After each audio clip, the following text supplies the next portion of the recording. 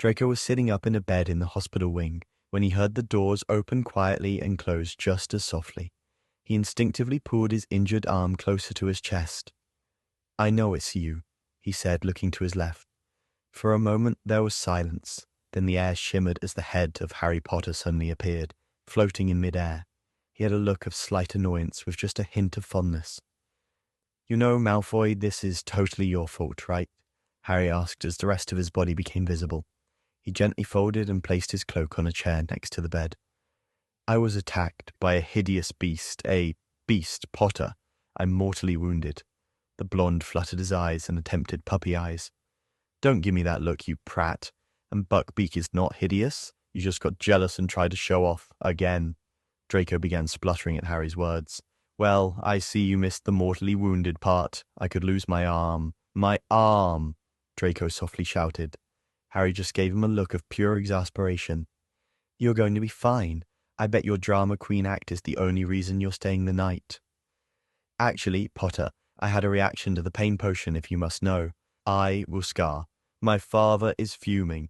Even you have to agree that Oaf Hagrid is unfit to teach," Draco stated. "Well, that scar can serve as a reminder to respect massive magical creatures. I'm also sure Lucius will be up in arms." Harry let out an amused huff. "Though I do agree I have no idea why Dumbledore hired him. After all, he was expelled." Draco reached out to Harry with his good arm. He gently laced their fingers together and looked into Harry's Avada Kedavra green eyes. "I'm happy you came to see me, Harry," Draco said softly. Harry softly brushed his thumb over Draco's. "I would have come straight away. This whole secrecy thing is so difficult." "I know. I found it so difficult last year when we were just friends. It was like you lived here."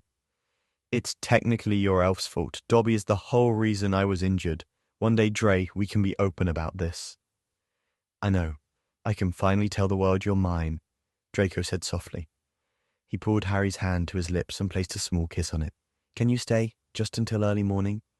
"Okay, but I must be out before Pumphrey comes and checks on you." At this, Draco moved and pulled the blankets up. Harry slipped under the covers and placed his arm around Draco's shoulders. The young blonde settled his head on the brunette's chest, his good arm resting over Harry's stomach. "This is nice. We should do this more often," the blonde said tiredly. "I agree. Just maybe not in the hospital wing. Okay, Dragon?" Draco just hummed in response, sleep already overtaking him. He felt safe and secure with his boyfriend holding him. "Night, Dre," Harry whispered. He placed a small kiss on the top of Draco's luscious blonde hair. Night, Harry. Love you," Draco mumbled, falling asleep. He wouldn't remember saying those two words in the morning. They hadn't been together long, and he was waiting for the right time. Harry smiled softly. He knew that in Draco's state he hadn't meant for that to slip out.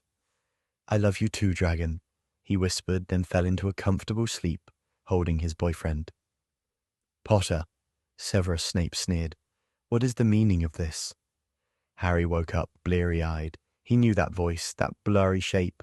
It suddenly came into focus as his glasses were slipped onto his face by a pale hand.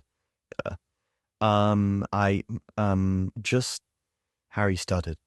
Draco snorted from where his face was pressed into Harry's neck. He slowly looked towards the admittedly angry-looking potions professor.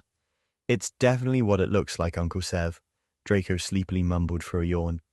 Harry shifted slightly as if to move and get up. Draco grabbed him with his good arm to stop such an escape. The brunette just sighed, accepting his fate.